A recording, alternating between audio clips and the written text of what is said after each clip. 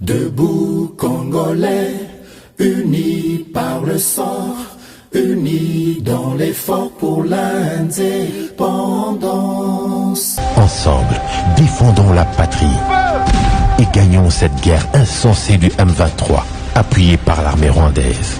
Batela Ekolo, Bendele Koyate.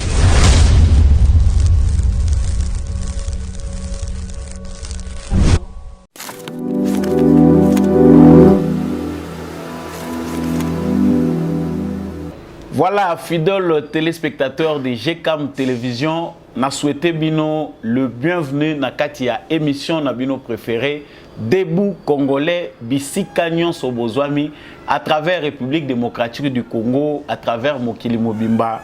Samba Olonga Pesibino Matondo pona confiance pe fidélité wa kordaka bisopo to memela bino basango ya maye eleka kana kati ya République démocratique du Congo pe na nzinga matondo na bino mingi bwebe te tradition émission oyo esenga kananga ko rappeler bino ete justice yonzambe muto mokote aishapaka na contrôle na yango soki oko échapper na contrôle ya justice ya mokili yeba ete ya nzambe eratakate mabe nyonso to malamu o biso to salaka ezalaka compter eza comptabiliser osala yango na nkuku osala yango na mpwasa yeba yango ke soki liso bato eza komona yo te ya nzambe eza komona yo soki omibengaka yanke na se ya moi yeba ke ezali na moto asukisa ba yanke ezali na moto asukisa ba puissant sur cette terre ba disparata ba mususu batika ata sinite toyeba komikitisa koyeba ete mabe to malamu na biso un jour ou un autre et ko rattraper biso yango nasalaka mbela ya émission ebanda riche ou pauvre kolobate ke ngezo concerner ngate ponga na za mobola yeba mabe osalaka nzamba za komona yo soko kofuta ngote na sa moyo yo même dans l'au-delà tu finiras par payer les prix de tes actes. Na lekiseli yongo ngate ezati na pona ngai ko sala rappel à l'ordre na bato basalaka mabe. Actualité na biso ya mokolo lelo ezali dominé na voyage ya tata mokonzi ekolo Félix Tshisekedi na mboka ya États-Unis azali vraiment attristé na vraiment dei oyo ezubiso nyonso ba congolais koyeba ete bato ebele boye ba perdre vie na bango lisusu na République démocratique du Congo eza kopesa biso kimiate kasi mokonzi mboka oyo akendai ko assister na sommet oyo États-Unis na Afrique oyo 40 dirigeants bazala qui peut inviter pour prendre part aza obligé à écourter séjour na yepo azonga noki na mboka République démocratique du Congo koya vraiment ko partager peine wana na baimboka ba citoyen na ya République démocratique du Congo. Nous aurons le temps de revenir sur ces drames oyo tisikoyo eza rotika vraiment mboka mobimba triste et puis nous parlerons il y a ba résultat ya voyage ya mokonzi mboka masolo basolo na secrétaire général il y a secrétaire d'État ya États-Unis d'Amérique apport nango ezali nini ya sikanini bakisami. Nous reviendrons sur ce sujet tout en rappelant que le gouvernement de la République bazali vraiment au four et au moulin pour na ko rétablir circulation nanzela o ekatanaki pour na bato bayebi Kinshasa malamu route nationale numéro 1 o ezali kolongwa Kinshasa Matadi ekatanaki na niveau ya UPEN to nanzela o ezali kokendo Matadi kibale ekatanaki munene vraiment bato yo bazali censé kosala musala gouvernement de la République asali ete nzela ezonga menanu mituka ebandi kozonga te ba piéton seka na banai mutu baza kozonga. Nous reviendrons là-dessus. L'actualité c'est aussi cette rencontre oyo esalemaki entre ba délégué ya force ya Afrique ya état de l'Afrique de l'Est na représenté ba FARDC Chiko Chitambwe bato ya MONUSCO na ba journaliste bazalaki tenir kozala wana bazalaki bakutani wana esalemaki na bato ya M23. Vraiment, nous tenons à rappeler que cette rencontre a été interprétée de diverses façons. Togoyo Kaba mise au point awa ya général porte-parole ya armée nabiso colonel Guillaume Ndike oyo apesi nini o esalaki que bato ya M23 bakutana na représentant na biso à FARDC force régionale ezalaki na tina nini ezalaki penda ko proki bango ezalaki na cadre ya processus nini mise au point na bango pe explication par rapport à interprétation et pesibo bino malamu ke soki bato bamoni bato baza qualifié comme ba terroriste ba apparaître auprès ya ba FARDC mitema ba yike mususu ezalaki kimiate. Nous aurons tout le temps de savoir la vérité sur cette rencontre là où esali ke longi ya Wilingoma et bi ma pembeni ya Chiko Chitambwe. Mais na ba photo tout moni ke baza ko apparaître mais au moins ils étaient là dans quelles circonstances. Donc éclaircir à travers analyse peu décryptage d'informations na émission Oyo. Troisième point, tokolobela na kati information na biso ezali campagne Oyo ba médias français bazali kosala na likambo etali un soi-disant génocide Oyo les Congolais, ceux qui se disent Congolais d'origine rwandaise bazali kosala na kati ya ba médias na ba réseaux sociaux. Maintenant là toza koloba ba médias nyonso français eza mobilisé pour na cause wana bato yo bolandaka yango boyebi malamu ki ya une campagne où eza na kati ya kosalema ekomi lokola ba médias français ezali porte-étendard ya ba revendication wana o biso nyonso toyebi que c'est nango ezali flou, c'est nango ezali ko représenter un complot à haute échelle contre la paix dans la République démocratique du Congo. Nous allons vraiment reparler na makambo wana o toyebi tosi toyebi mais tokolobela likambo ya complot o France azali ko bongisa. Derrière toujours cette manœuvre ya ba to oyo bazali ko mebenga ba Congolais d'origine rwandaise qui se disent les communautés Tutsi et consorts oyo ba nyamulenge na kati ya République démocratique du Congo.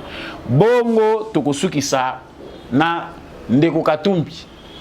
Ndeko Katumbi, ancien gouverneur, il y a Grand Katanga, azali kolobaki azalaki privé, privé na autorisation de sortie pour l'avion naie pour na ko se déplacer, azali ko décrier ba mesure oyo ba décrier qui la fois passée, ba décrier qui na régime passé baza ko monango eza ko se répéter les sous na régime oyo ezali ko favoriser te climat ya paix ya zwin de la mususu ya ko bimela pour kende makamuna ya zako kende via Zambie kuna ba conditions nyonso ezali réuni au moins bango kuna baza ko respecter démocratie. Nous allons parler de lui et puis pour finir les candidats non déclarés. Notre compatriote prix Nobel de la paix Denis Mukwege pense qu'il y a instrumentalisation de la justice.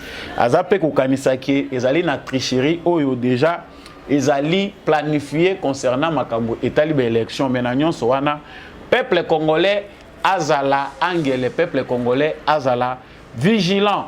Voilà tout pour les sommaires. Il y a actualité to ko aborder na bino na mokolo ya lelo na pesi bino lisusu une fois de plus matondo na confiance au boza ko pesa na ndeko samba olonga pa memela bino basango ya maileka kana kati ya République démocratique du Congo. Vous venez de me rejoindre tout de suite na plateau ya Debout Congolais et l'autre ça la pour comme membre ya Debout Congolais c'est de vous abonner à cette chaîne pour ne jamais manquer notre actualité surtout FARDC na motema. Tu es bien te soko ozali penda solo mapinga na motema pona ekolo na yo ozali soda. Un bon citoyen est un militaire pour son pays parce que vous va défendre les intérêts ya mboka na yo dans n'importe quelle circonstance. Tomola bendele émission Debout Congolais yango wana ebandi mbote mingi na bandeko bazolanda biso depuis Paris na Marseille na Toulouse. Pe bazolanda biso à partir ya Paris kaka bino te me bandeko pe bazana beni na pesi bino mbote pe bienvenue na émission oyo. Boyebi yango malamu ete président de la République azalaki bongo kobengama na États-Unis d'Amérique asilaki bongo kobengama na invitation comme pe bapesaki na ba homologue na ye mususu ya ba différents pays africains pour na kokende ko répondre na sommet oyo ya États-Unis na Afrique. Émission elekaki na silaki bongo kotali sabino quel était l'intérêt? Intérêt ezali que États-Unis azali na tina ya collaborer na moment oyo monde ezali na yiki na batu ya ba tendance kili ba mususu ba kende na simasi na Russie. États-Unis aza ko luka ko affirmer collaboration na ye na ba état africain ko la kisabango ndenge nini yazali ko monela makambo po ete ba continuer ko pesa bango confiance en tant que puissance. Mais pour na biso makambo itali RDC natalisaki comment batante nini ya peuple congolais au président de la République akendaki nango auprès ya États-Unis d'Amérique pour na kotalisa o ezali souci ya ba congolais oyo baza ko attendre plus na cadre ya partenariat très privilégié aux États-Unis azali kolakisa na ba congolais na oyo toyoki ndenge boza kolandango selon communiqué à président selon Masoso Toyoki président de la République azalaki bongo face à face na secrétaire d'État américain pour na kosola makambo Itali Congo. Nous allons rappeler que ezali mbala libosote président de la République akutana na ba officiel américain. Le dossier congolais est toujours à la une dans le département d'État américain. C'est que nous avons comme propos que l'Amérique a rassuré qu'à de temps en temps, la République démocratique du Congo n'a soutien à yé. C'est le soutien au but de la visible dans la minute et ça babache na basemoul. Mais oyo ba Congolais bazali causer là comme implication monene en termes de paix, en termes d'assurance au bango bakoyi ko pesa auprès ya ba Congolais par rapport à la sécurité na bango. Tout ce qu'on attendait sur le plan militaire, les États-Unis n'ont pas encore branché. Tu veux dire que on a une émission les cas qui na minute oyo pont barrière monene où ils ont empêché Congo ils ont la armée na ba arme moderne où ils ont empêché FARDC azomakoki ya kobunda kombo nango États-Unis d'Amérique. Bangonde balingité contrairement à d'autres partenaires qui ne sont même pas des partenaires privilégiés. Bango baza ko plaider pour que Congo balongola embargo wana eza ko gêner Congo na temps où yazo za la agresser. Mais partenaire na biso principal asila kité kota les sabiso ba motivation nini eza ko pousser ye à priver biso na ngonga lokola oyo na ko simba mandoki pour être tout se défendre. Na kanisi ke bango bazaka na ba justification ya bango mutezaka honnête très clair parce que pays de droit, pays responsable oyo basala ka mabete machin. Ce que Armo Konzamboka a ko insister pour que va sanctionner Rwanda, président de la République, a sengi que il faut implication à la makasi pour obtenir sanctions na Rwanda parce que les États-Unis comme le Congo au moins tous le langage vu toutes les preuves oyo ezali présenté na Conseil de sécurité des Nations Unies où ezali ko impliquer Rwanda na ba faire na ba crime oyo M23 à Sali na Congo, il n'y a pas lieu qu'il y ait négociation entre les régimes de Kinshasa na ba M23. Donc il faut sanctionner directement les Rwandais. Pourquoi les sanctions traînent?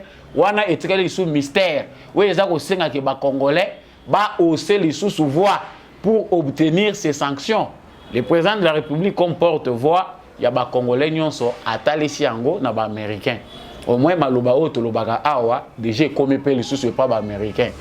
La deuxième chose, ils ali implication il y a États-Unis dans processus il y a Luanda.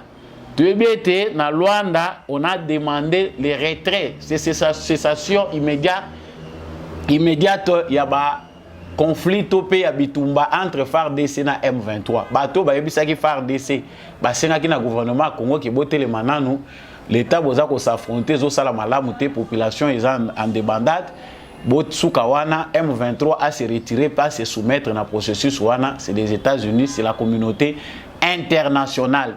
On pense que les États-Unis comme partenaires privilégiés, il faut basa la manche pour être les autres partenaires peut s'impliquer sur base de motivation à notre partenaire très privilégié pour obtenir le désarmement des M23.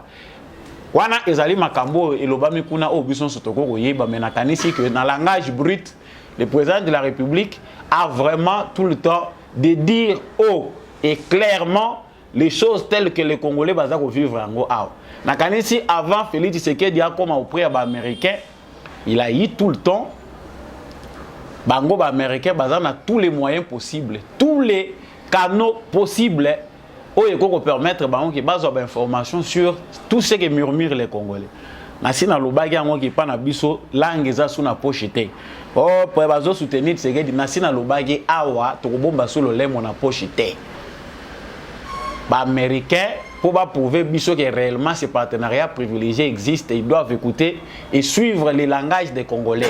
Nathan où les Congolais ne vont pas manger les belles paroles, les Congolais ne vont pas s'assurer qu'il y a paix à travers de bonnes paroles. Les Congolais veulent du concret.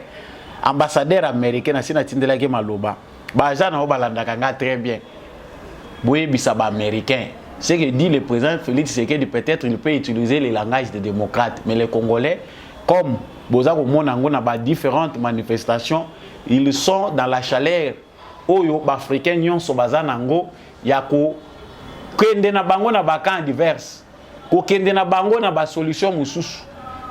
Parce que les Congolais, aujourd'hui, les Congolais lâchent.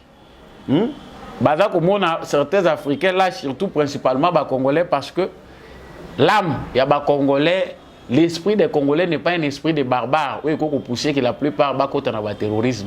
Si aujourd'hui, il y a des jeunes gens dans la brousse, qui s'impliquent dans le mouvement barbare, à la base, c'est les États-Unis d'Amérique. Alors, réparez vos préjudices pour ne pas causer des problèmes.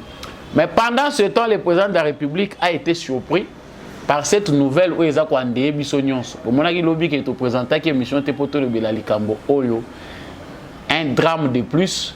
Tout le monde a dit que bato bazo kufa ebele boye égorgé na machette M23 bomi bazo kufa na contexte de guerre. Mais ce qu'on a vraiment appris à Kinshasa et le bilan s'alourdit davantage. Il y a il y a encore une centaine de morts, toujours qui est vers 200. Bilé zo maktamakak, balobaki 120. Le long a tongo est commis 141 personnes. C'est triste et très grave même. Tout le bila makambo ya ba inondation, tout le bila makambo ya ba catastrophe oyo, ba responsabiliser zo za la kaka partager. Mbule beta ki bolunga boyo ka pesa mba olonga pas zindi akufi. Parce que ça mbezo zinda. Ah, toujours le bawa, aucune commune n'est épargnée. Au là, la passe tant tout tali vraiment. Babi bembe mususu, ndenge ils ont circulé dans les réseaux sociaux pour les gens sans foi. Au besoin pendant qu'on partage. C'est triste. Mutmobali balali na mwasi na yena mbetu, basutu ki karaboé. Baza déjà na ngambu mususu kuna. Retour interdit au pays. Ça fait très mal d'écouter que Kinshasa est endeuillé. Une centaine de morts, ce n'est pas une petite chose. Vraiment. Na température wana yango bomona ki lobi to présenter mission té soko za na matete ozindi oza na limité na ba coin okuna ozindi mbulango vraiment ezaki mbule beti na ngaliema c'est la plupart ya bato bakufi nde na ngaliema so boye président de la République pe azaka pemeni na ngaliema eza na ba espace ebele o urbanisation eza malamu te les constructions anarchiques les mentalités, l'irresponsabilité. Parce qu'il faut que bango to beta ka sete mikolonyon so awa batuna batu bazo la kisana misapi. Pour avant na yosuka na kaya ngobila, il faut to loba de manière générale. De manière générale aujourd'hui, il y a des règlements climatiques. Pour l'obela makamboana, d'abord la responsabilité au niveau du monde elle est grande. Ba polluer il y a monde, ba énerver déjà nature. Nature lilo na nature mutu il faut à respecter ango. Selon ça mendenga créer mutu il faut à vivre des communs d'accord en union na nature parce que nature ndé mutu eza ko sala que mutu peut exister sans la nature l'homme n'existe pas. Nature ezali ko entourer biso eza na symbiose na être humain. Nous respirons pour cette nature. Mais bo nyama bo senzi ya ba capitaliste na monde et provoquer colère ya nature toza ko mona. Partout, s'il faut parler dans les contextes mondiaux, nous avons ce qu'on appelle les dérèglements climatiques. Ba inondation, ba zamba kozika, ba moyi ya makasi, mais ba senzi yango, o baza ko kanisa ki ba yebi mingi. Bazo ke na ba sommet, ba lati ba cravate ebele bazo bi mondire ba nini. Bazo nanu ba comprendre te qu'il faut kozonga nanu sima kozonga bato. Consommation tolingi ya mingi ba technologie tozo linga ko innover kaka mingi tozo linga ko consommer chaque jour plus mais tozo yebate que plus nous cherchons des besoins plus tozo détruire écosystème nyos et c'est quand on vend des items mais botambola kana ba biloko ba instruments super sophistiqués hein connexion moko au débit, bozana mituka o ezoko tambola yango moko, mais les conséquences de tout ça sur l'environnement, basendi wana naza ko benga bango bongo bazoye bango te. Ça c'est au niveau mondial.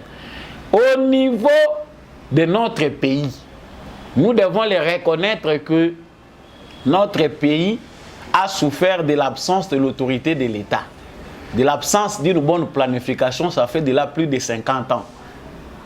Naza okita malem.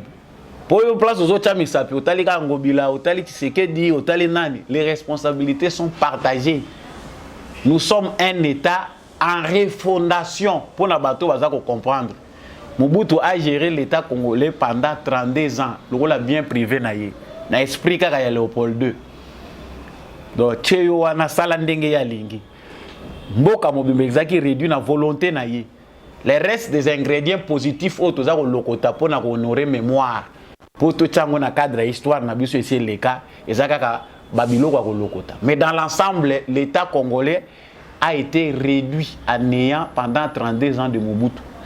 Si Mobutu avait géré de manière responsable l'État à l'époque wana na moment oyo certainement tu yebi que ezana ngo catastrophe mondiale, mais au moins tunga kitozala na urbanisation moko sérieuse, tunga tozala na politique moko ya urbanisation ezo permettre que moto akende ko tonga te na bozo ba pembeni ya mai. Avant bato batonga, il faut qu'on s'assure que l'État ici kawana sa tienzela ya mai, courant ezali, mine ezali. Si d'autres catastrophes naturelles peuvent s'ajouter, ezali ko s'ajouter, mais écoutez quand même moins infrastructure na bino ezalaki. Mboule ko beta ba mai eleki me botali bomoni quand même que non, il y a une organisation qui était là. Ça ne sert à rien de nous comparer à Paris, à France, des inondations ezako salema. Biso ya biso pe contexte ezali lié na irresponsabilité à bateau yo bazali ko prétendre ko diriger biso. Aujourd'hui les kabilistes ceux qui ko kuta bango na ba tweet na bango basila na soni ba bete la biso ndenge voilà qui ça c'est qui est devenu voilà bazo sala nini yo kanisi na 4 ans o le lot c'est que d'ailleurs ko kuta Congo donc toloba structure union sur l'état pourri mais le lot kanti priorité ezana no ba makambo wana il y a un sérieux travail à faire. Il y a mis tout ya batuna nous ezaya ko pola poto ya ko koma na organisation to za ko luka. Ceux qui pendant 18 ans, ceux qui Mobutu asalaki mabe, pendant 18 ans, les kabilistes pouvaient faire mieux. Kishasa eza munene nano etonga mité. Car to bozomona ya Kishasa, 20% ya mabele ya Kishasa, ya ngonde batu bakangami lokola na boîte ya sardine, nzela malongate, maya malongate, courant malongate, nyonso étouffé. Oaza na mboka zoyeba ngote azoyaka kotonisa Kishasa. Parce que pas si ezakuna exode riralo Kishasa lelo azako souffrir nango parce que bato nyonso bazomona ke bonheur ezana Kishasa soki nazanga ka savona mboka na Kishasa na kozwa kaka qui ont inventé ça banano ba créer pauvreté et comme lelo boy les kabilistes. Trop les gens pensaient qu'il y a des recettes miracles ya ko mettre fin à problème ezako simba Kishasa mobimba recette miracle c'est tout un processus. Salaire mata budget mata. C'est un processus. Donc, à ce qui concerne les responsabilités, Kabili sena ba Mobutu, c'est faut ko kanga munoko. Tsoki bato bazo kufa bino nde ba responsable numéro 1. Peu importe les mesures qu'on peut prendre. Na ko la bina yango bilasima. Toyebi que tant ba inondation et salami récemment awa l'OVD a circulé dans la majorité des communes pour nettoyer ba caniveau. Ça les gens ne montrent pas. On a balongoli ba salité nyonso mais loko la culture ya bosoto ezana mitu ya bato. Et que ba dirigeant ba yebite que ceux qui boza ko prêcher bato salubrité, il faut qu'on tienne à disposition na bango ba structure ya malamu. Une bonne politique de gestion des immondices, des déchets. Oko tambola 1 km, 2 km na Kishasa oko na poubelle te. Mais batie batu wana o soit disant ba onige ba kombolaka. Wana to koti na kopa ngobila. L'absence de tout ça a fait que toye ko kwea na ba dirigeant lokola ngobila na ba problème na ye. Ngobila ye ko bakisama na ba ornière ya Kimbuta. Nous n'oublions pas Kimbuta. Parce que ngata na bandai ko lobali kambo yo na loba na lemba que Ngobila c'est Kimbuta bis. Ngobila n'est pas en mesure de gérer Kinshasa.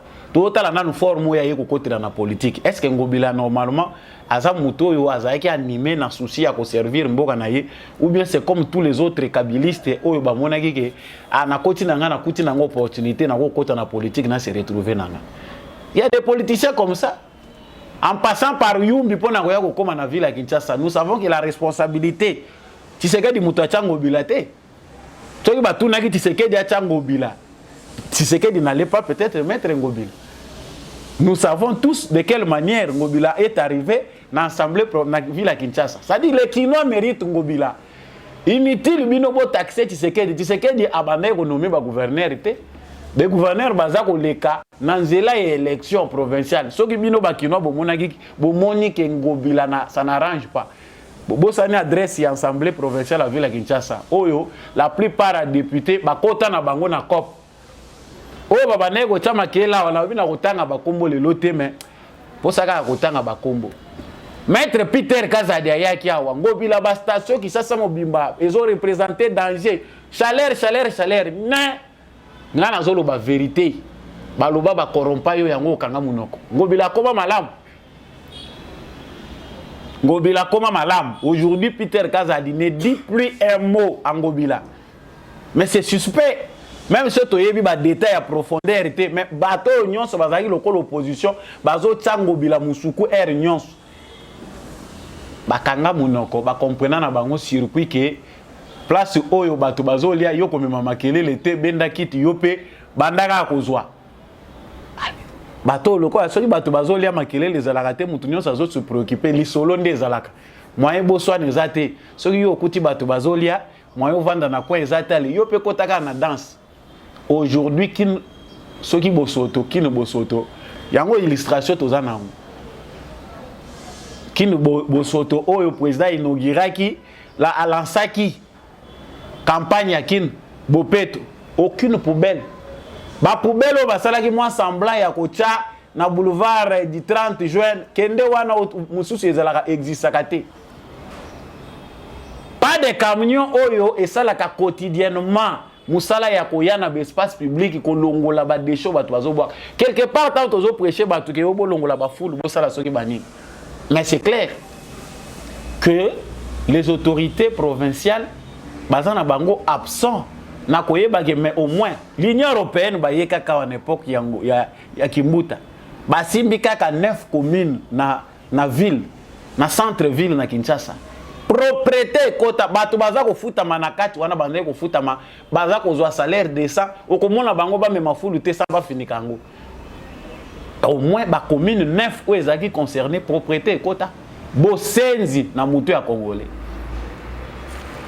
to lelo tozo lela ba dégâts tozo luka bato ko lakisa misapi bino moko bokoyeba qu'il faut responsabiliser dans tout ça.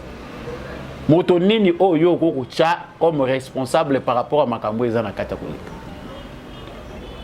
Donc, je pense que les chefs de l'État pour ce que le bito bana ko loba Makambo Kinshasa wana ko toucher na ba point ba touchaka te et belé bino da boyebi. Les chefs de l'État a écourté ba lobi ka rozonga jeudi contrairement à agenda na ye pour vraiment le pays endeuillé à ce point ezako pe sa passe. Ezako pe sa passe. Toujours qu'il y a des pembeni à l'élection, il y a des têtes à couper. Pas mon souci moyen qu'il y a une élection exacte. Soutien chef de l'État, Fati na Fati, béton na béton, menacé aux autres détruire Fati. Parce que c'est mieux de dire que Fati na Fati, béton na béton, ceux qui politique na yo, ils allaient accompagner vision, il y a le président de la République. Vision, ils ont des façades, des banderoles qui chassent Mobimba. Nous soutenons Fati derrière la vision de Fati. Mais ba banderole ngana lubaki kutaka cher pona ko chango pancarte munene wana. Mais zambongo yo ba jeune mususu o baza ko déambuler awa ils font ya commerce. Soko pesier kaka moi $300 eza lokolo bekisi ou encourager entrepreneuriat ba jeune. Mbongo peut-être bino bo sakana nango bo éviter que soki tokitika $5,000. On peut créer des jeunes qui peuvent émerger. Sur base kaka ya mukio déjà bango babundaka nango. Maman makala soko memeli $200. Oyebi oyo memi pona yi. Peut-être y na 2 sacs à makala bana bazotanga classe. Donc voilà pour conclure ce point, toyebi malamu que vraiment nous avons été endeuillés. Je ne pense pas reprendre ces images où ils ont attristé biso bomoni ndenge ba mai kili tonajaki. Donc pour na clôturer point wana boyebi malamu ke biso nyonso tonajaki ngai pe nazindaki so bomona kinga lobité vérité yangwana. Deuxième point tolobaki tolobila awa ezali kambo oyo etali rencontre oyo esali que ba commandant ya force régionale, mes conjoints en vérification, ba représentant ya FARDC, le général Chiko Chitambwe, bato ya MONUSCO na bato ya M23 bakutana. Ezalaki na kibumba. Certainement beaucoup tani wana bato ebele baza ko mituna parce que awa tozana ba journaliste chargé de la désinformation. Ce qui information ezali boye ya azali ko balolango au profit ya bato bafutaka ye pour créer, donc azo créer des informations wana pour un but précis. Nous avons ces genres de journalistes, ils sont nombreux au Congo. Musala na bango eza ya ko créer chimvundu na mutu na bino boye bate makambo eza koleka. Beaucoup tani oyo ndenge bozo mona ba photo. Je vous propose d'abord de suivre cette courte vidéo. Bo mona ndenge nini bango nyonso bazo kota et puis on revient.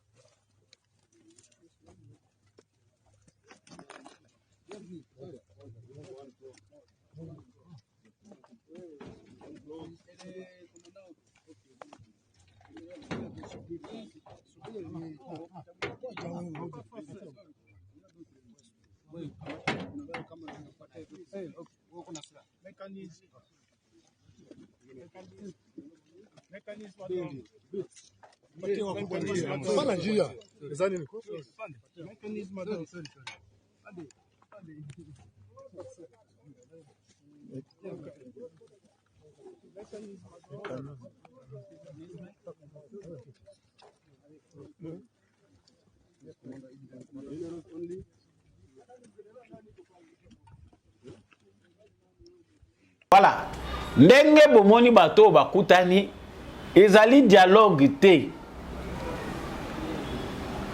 Le colonel Guillaume Ndike a lobby clairement que les rebelles ont besoin de se rassurer qu'ils ne seront pas attaqués par les FARDC quand ils seront en train de se retirer des zones qu'ils occupent. Et il est aussi clair, peut-être continuer que Makambo Oyo Basolo Laki na Luanda, feuille de route na Bango ya Luanda et Sengaki Keba désarmé ba M23. Il faut bakende tibisika bazali, ba commandant ya force régionale, ba force wana nyonso réuni na FARDC na MONUSCO. Il faut ba proposer na ba chef d'état ya Afrique de l'Est nini mécanisme nini de manière technique bazako bako évoluer pour na ko désarmer bango.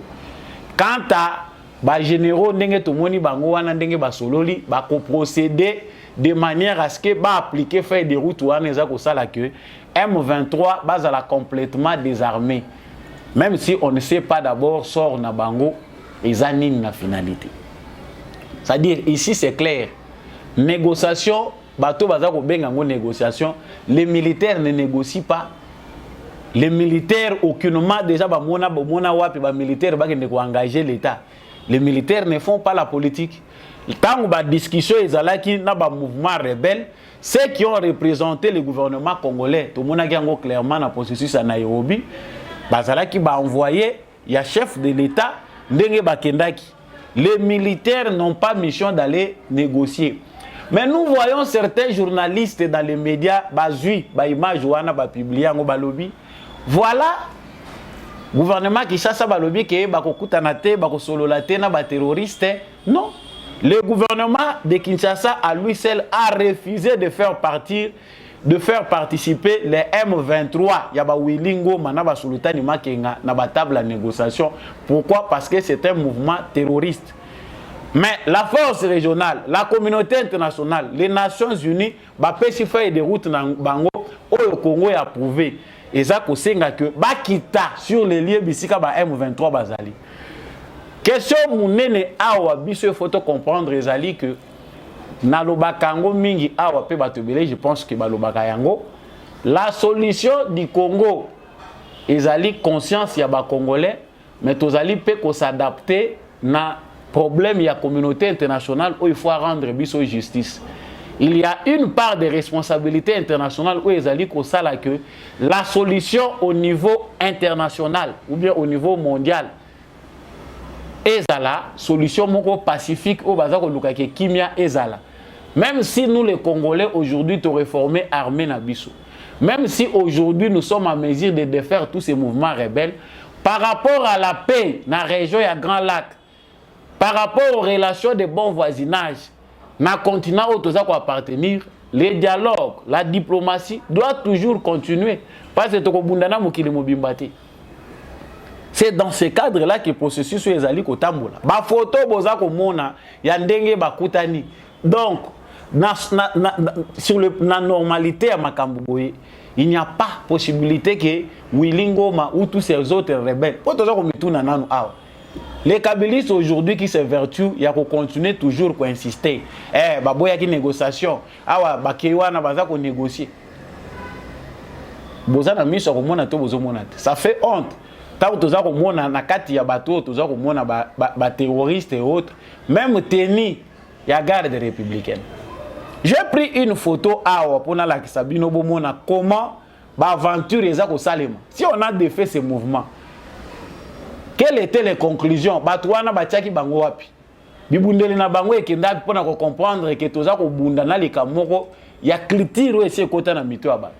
Ces jeunes hommes là, oyo bino bozo mona. Nous sommes ici en 2012.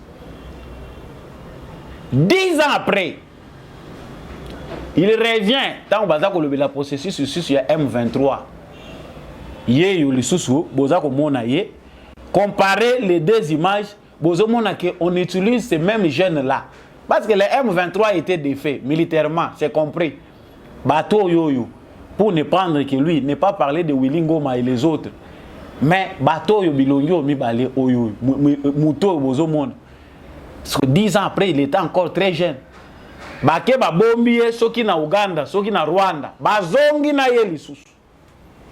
C'est là où nous invitons à la prudence. Le gouvernement congolais a tout le temps de mettre ba garde-fou pour empêcher que aventure ya modèle aboye et continuer comme ça les makati. Parce que c'est un processus en cours où nous sommes aussi soumis à des recommandations internationales. Parce que ceux qui Congo a boycotté, rendez-vous nyonso sur le plan international, ils ont une façon de couper sa raison à bateau basangani pour nuire biso davantage, basala biso bango balingi. Nous sommes pendant ce temps obligés de nous organiser à l'interne. Obligé d'apprendre à mieux nous défendre celles qui ont armé na biso, qui ont na biso, mais tout en laissant aussi la voie à une solution négociée sur le plan mondial. Pour kende na bango kaka ndenge tozo kende na bango, ils seront obligés aujourd'hui sur base de toutes les preuves oyo mokili mombeza nango, sur base d'un complot international et d'une injustice au ba congolais baza ko subir, baza obligé ya kotika ba congolais kimia. Et c'est là ça sera ceux qui bisomo ba congolais toujours comprendre responsabilité où ils a biso. Alors ils a la bateau ba monino baza ko solo là, vous aurez tout compris. Rencontre wana ça n'a rien d'avoir d'une négociation. Willingoma ne représente absolument rien devant Kinshasa parce que cible aza connu, cible c'est Kagame. Lorsqu'il s'agit de négociations, chef na bango direct Kagame, nde mutazalaka concerné. Ce n'est pas Willingoma, ce n'est pas tous ces aventurier tozo mona wana tamba ko loba batika minduki kaka soutien na bango wana nde mutu ekotika bango. Mais pendant ce temps, comme je l'avais dit dans l'émission passée, ils sont obligés d'amplifier, de créer un chaos où il y a gérable pour basser la manœuvre. Nous avons déjà compris que après la diplomatie menée par le président Félix Tshisekedi, après la pression des Congolais, Dengue Mukili Mobimba et Ningani na likambo ya ba crime à l'est du Congo, Baza obligé de reculer.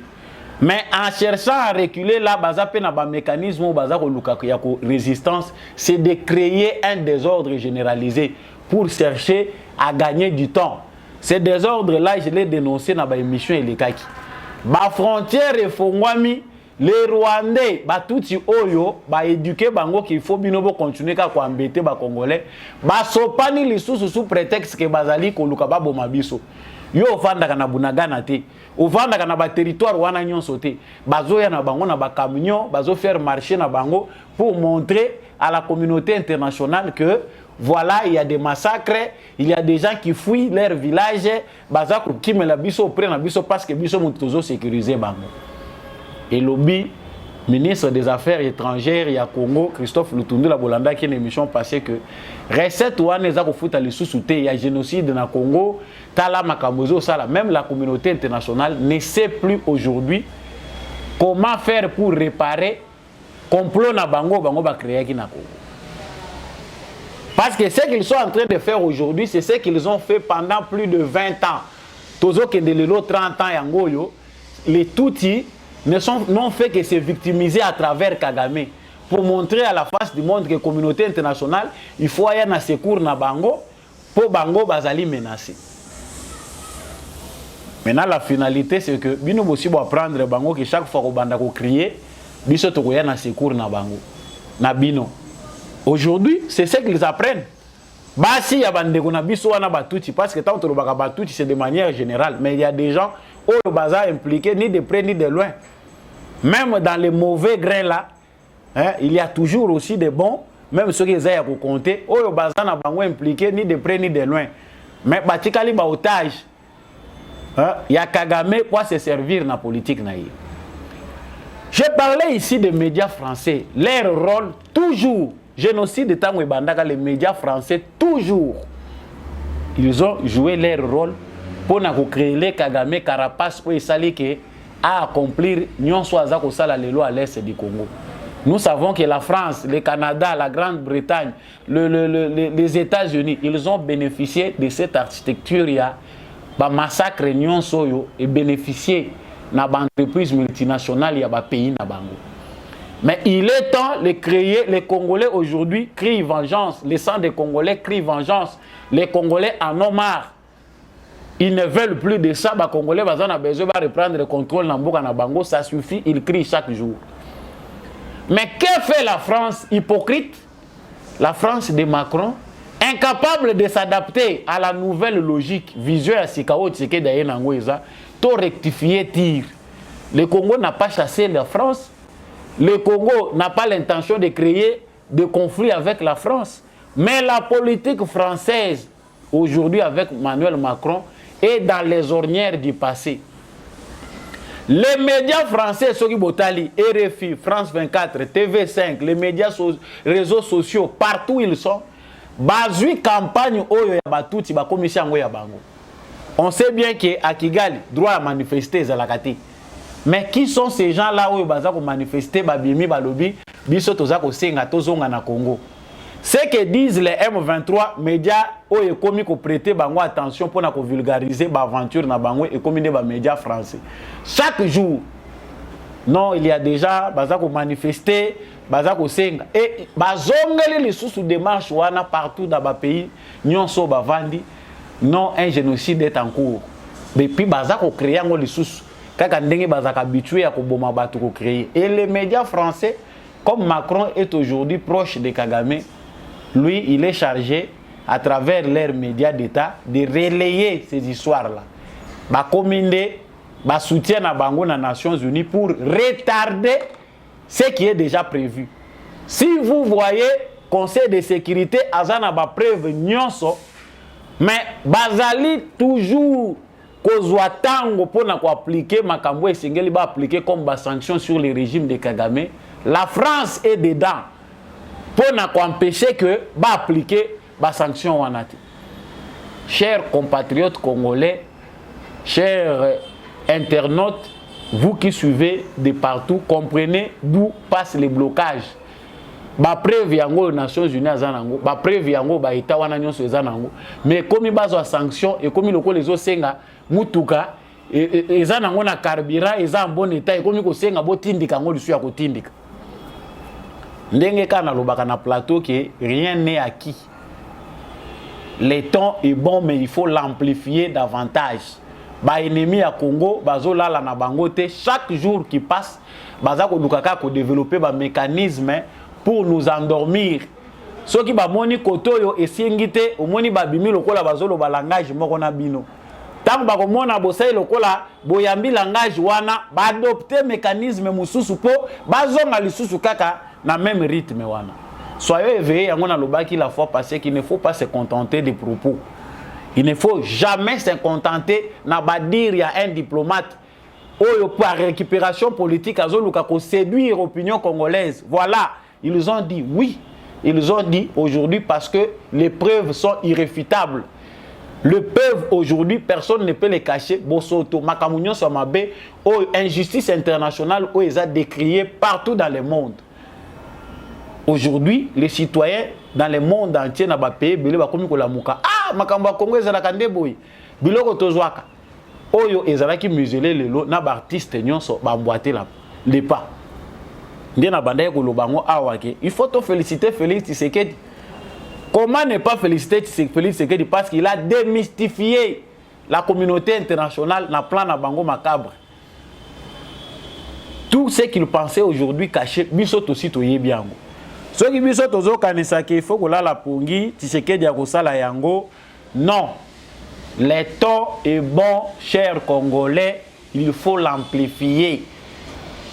Balemba biso, ne soyons pas satisfaits na makambo muke o bango bakoko loba parce que ça ne représente rien face à ba délit, ba crime oyo bango ba commettre na Congo et il continue à le faire. Les Nations Unies na processus oyo bango ba envisager baza ko mema na Congo parce que eza soni parce que baza ko mituna mais to benga na bango mituna botuna kanga chaque fois Félix Tshisekedi akende na Russie. Pourquoi Félix Tshisekedi a continué au Kangamana Nations Unies? On ne peut rien. Face à ça, nous sommes obligés toujours. Il y a Kokendena Bango, mais tout en élevant nos voix. Tous ça obligés. Nous nous organisons. Il faut comprendre la politique à Tshisekedi. Nous prenons ce temps aussi pour nous organiser. Mais bah aveugler bisoté pour gagner du temps. Babandi ko créer biso ba processus pour les Nations Unies et Zakamoulaï tellement qu'ils ont corrompu. Le Conseil de sécurité des Nations Unies est pris en otage par les hommes forts de la planète qui sont du mauvais côté de la mission. Bango bozana bango pour la paix et la sécurité, baza pour la faire, ils sont pour leur loge occulte, balingi bato bakufa, moi ba mona makambo malamu na bino ezati. Yango processus nyonso ezali ya communauté internationale congolais fongola misu lisu likolo ya lisu. Il y a certains qui continuent à s'entêter, baza ko penser que ceux qui avaient échoué hier, baza capable d'accomplir en les lots. Nous n'avons pas le temps de leur donner raison. Nous avons aujourd'hui un président de la République qui est dans notre camp, qui est le nôtre. Il suffit de l'accompagner, d'être vigilant. Accompagner la cité qui est au Lingaye, à tous ces plans mais il faut toujours une démarche républicaine lorsque les pays traversent un moment crucial. Voilà. Troisième point awa na lobagina tika ngo kaka bolandango na vidéo ya ndeko Katumbi qui se sent lésé dans ses droits des Congolais. Ba privé autorisation de sortie pour l'avion na ye yango azali ko décrier yango alobi mboka oyo ba méthode ezalaki décrier. Vous devez d'abord le suivre. Ba commentaire na biso ko yasim. Excellence, vous êtes en train de sortir du pays par une voie inhabituelle. Pourquoi Mokambo et non pas l'aéroport de la Loano? Je ne savais pas que le Congo appartient à seulement quelques individus. J'ai demandé l'autorisation de survol. Ça fait déjà plus ou moins maintenant une semaine. Et le patron du service de renseignement a décidé de ne pas donner l'autorisation. Je ne sais pas si peut-être ils ont acheté ces pays et combien on doit rembourser pour que les gens soient autorisés. C'est vraiment très triste. Les histoires que nous avions combattues, ça recommençait encore. Et heureusement, il y a des pays qui sont encore civilisés. J'ai demandé l'autorisation en Zambie. On venait de me donner l'autorisation. Donc mon avion m'attend en Zambie. C'est vraiment triste. Où êtes-vous en train de vous rendre? Je suis en train de partir au Qatar pour la Coupe du Monde parce que nous avons une réunion aussi. Je suis membre de la CAF et je suis aussi membre de la FIFA. Et j'ai demandé l'autorisation. Mais comme il y a des gens qui s'approprient ce pays, on croit que tout est permis. Trop c'est trop et il y a un temps pour tout. Voilà, comme vous venez de le suivre, Ndeko Katumbi, nakanisi ke bato ebele boza na temps ko comprendre. Nazwa ki temps ko exploiter certains peut-être communicateurs bato mususu bayebaki makambo elekaki na Lubumbashi. Ya récemment o to moni ko yoka. Ndeko moko babomaki pasteur na bato ya moto. Parce que à Kinshasa comme au Katanga, il y a des préjugés sur les gens qui conduisent les motos.